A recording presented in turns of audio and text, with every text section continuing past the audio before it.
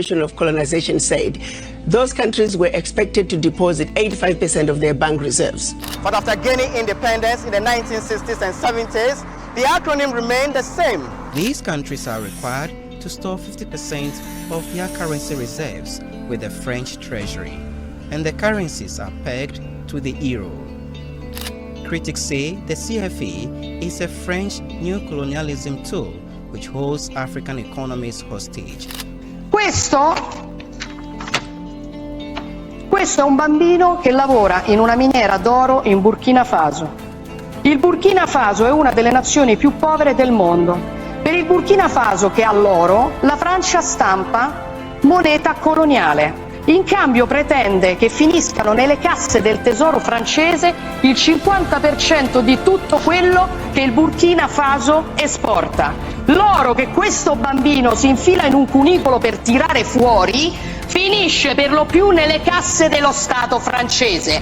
Allora la soluzione non è prendere gli africani e spostarli in Europa, la soluzione è liberare l'Africa da certi europei che la sfruttano e consentire a queste persone di vivere di quello che hanno.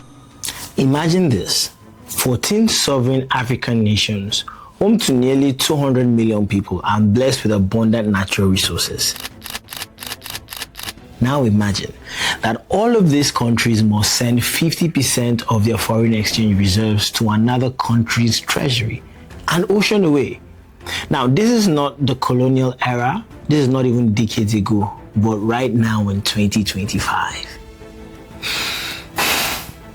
What if I told you that between 1970 and 2008 alone, it is estimated that $850 billion, yes, you heard that right, flowed from these African countries to France.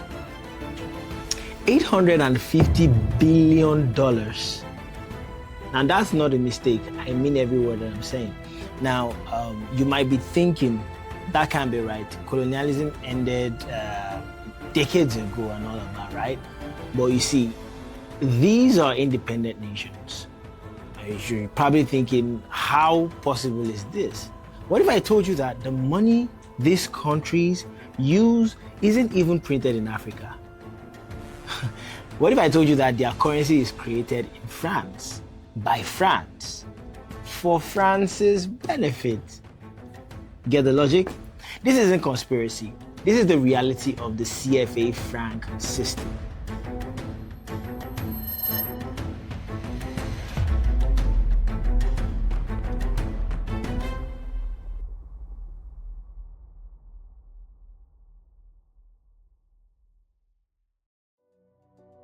So what exactly is the CFA franc? The CFA franc is a currency used by 14 African countries across West and Central Africa. It exists in two forms: the West African CFA franc, or the XOF, and the Central African CFA franc, known as XAF. These countries include Senegal, Mali, Ivory Coast, Cameroon, Chad, and 9 others. Combined, they represent some of Africa's most resource-rich territories. Now, here's where things get interesting. Despite being used by sovereign African nations, the CFA franc is guaranteed by the French treasury, pegged to the euro, formerly to the French franc, of course. It is printed in France and requires these African nations to deposit 50% of their foreign exchange reserves with France's treasury. Now let that sink in for a moment. Imagine if the United States had to send half of its foreign reserves to England and have the British government print and control the dollar. Americans would be outraged, I mean, clearly. Yet, this is the reality for nearly 200 million Africans today. But to understand how we got here, we need to go back to where it all began. The year was 1945. World War II had just ended and France was looking to maintain control over its colonial empire. The solution? Create a currency that would bind its colonies to France economically, even if political independence was inevitable. Thus, the franc of the French colonies of Africa was born. What we now know as the CFA franc. When the wave of independence swept across Africa in the 1960s, many expected these newly sovereign nations to establish their own currencies. A fundamental symbol of national independence, of course. But instead, France conceived and was able to convince its former colonies to keep using the CFA franc, ensuring that Paris would retain economic control even as its political control officially ended. Do you get the logic? Now, this wasn't just about nostalgia or convenience. This was strategic. By controlling the currency, France would and could ensure easy access to African resources, create captive markets for French goods, maintain political influence through economic leverage, prevent these countries from truly charting their own economic course. But the real impact of this system became devastatingly clear in 1994. In January 1994, France, in coordination with the IMF, devalued the CFA franc by 50%. Overnight, the savings of millions of Africans were cut in half. The price of imported goods doubled. Civil unrest erupted across the CFA zone. People who went to bed middle class woke up poor, and the country had no say in this decision that devastated their economies. Why, you may ask? It's simple. Because they had surrendered their monetary sovereignty to France. Now let's break down exactly how this system works and why many economists call it modern colonialism. First, the 14 CFA countries must deposit 50% of their foreign exchange reserves with the French treasury. Think about that. Half of their national savings sent to another country. Second, France has seats on the central banks of both CFA zones, giving it direct influence over monetary policies, decision makings, and all the likes affecting these African economies. Thirdly, the CFA franc is pegged to the euro at a fixed rate. While this creates currency stability, it removes a crucial economic tool, currency valuation, from these nations. And fourth, all CFA banknotes and coins are manufactured in France, not in Africa, creating both symbolic and practical dependency. But what happens when a country tries to leave this system?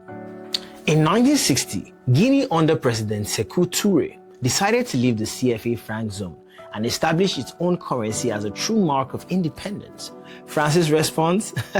They launched Operation Persil, flooding Guinea with counterfeit currency to destabilize its economy and punish it for seeking monetary freedom.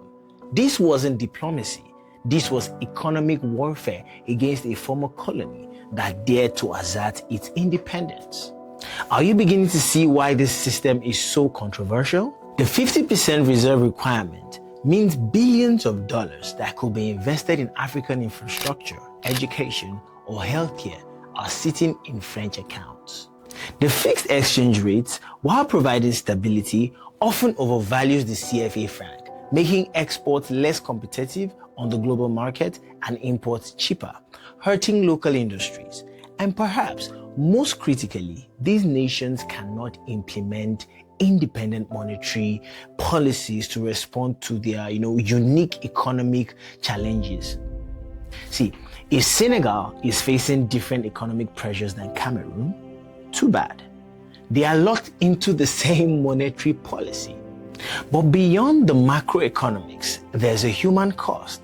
The average citizen in CFA countries has less economic opportunity, faces higher unemployment, and experiences slower growth than many of their African neighbors with monetary sovereignty. Between 1960 and 2019, the GDP per capita of non-CFA African countries grew at nearly twice the rate of CFA countries. Now that's not just a statistic, that's millions of dreams deferred, countless opportunities lost, generations kept in poverty. Today, the resistance to this system is growing louder. In Senegal, Prime Minister Ousmane Sonko has criticized not just French military bases on Senegalese territory, but also advocated for monetary sovereignty. Across West Africa, there's been increasing discussion about replacing the CFA franc with a new regional currency called the ECO, one that will be controlled by Africans and for Africans. And a new generation of economists, activists, and citizens are questioning why decades after independence, their economic decisions are still influenced by their former colonizers. Now, supporters of the system argue that the CFA franc provides stability in sometimes volatile regions. They point to lower inflation rates compared to some other African countries. But critics counter. At what cost? Is stability worth surrendering sovereignty? Is slightly lower inflation worth billions in lost development? This isn't just about economics. This is about dignity, about true independence, about the right of nations to chart their own economic destiny.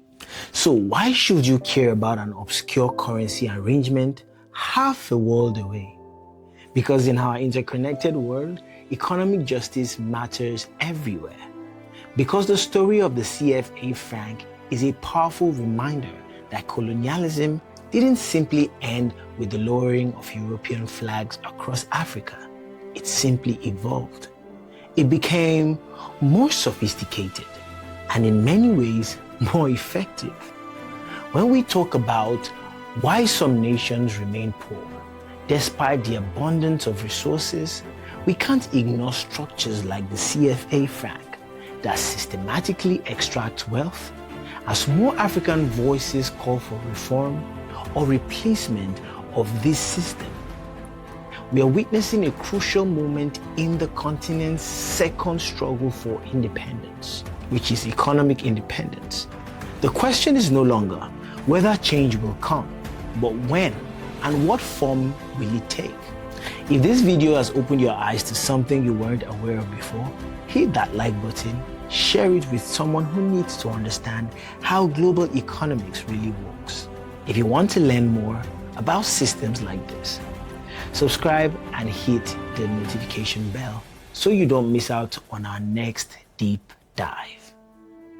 And remember, true freedom isn't just political, it's also economic.